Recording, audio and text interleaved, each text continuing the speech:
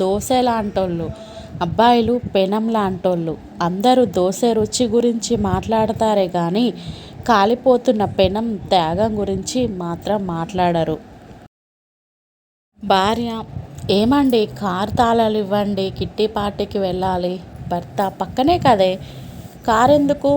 భార్య: 5 లక్షల కారులో వెళ్తే మర్యాద పెరుగుతుంది కదా, అందుకనండి. భర్త: అవునా, ఇదిగో ఈ 10 రూపాయలు తీసుకో, 50 లక్షల బస్సులో వెళ్ళు, మర్యాద భయంకరంగా పెరుగుతుంది. భర్త: ఏమే, ఈ విషయం విన్నావా? భార్య: ఏ విషయం అండి?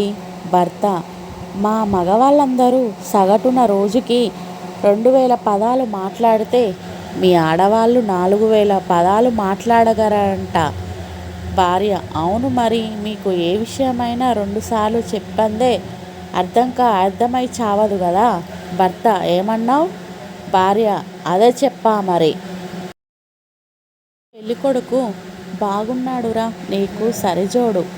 ఉద్యోగం, ఆస్తి, ఇంటి పని, వంట పని వచ్చేమో అడగండి చాలు.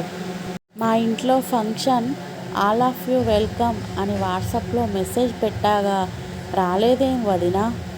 గిఫ్ట్ బాక్సు ఫోటో పెట్టి రిప్లై పెట్టానుగా, చూడలేదా వదినా?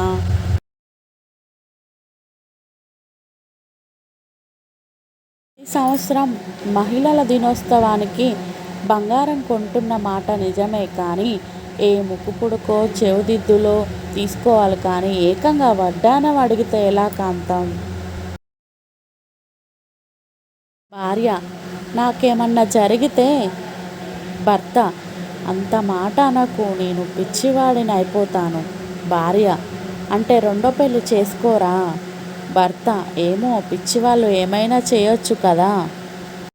భూమిపై ఆడపిల్లలు తగ్గిపోతున్నారంట. నేను పెద్దయ్యేసరికి నాకు ఎవరైనా గర్ల్ ఫ్రెండ్ ఉంటుందో లేదో.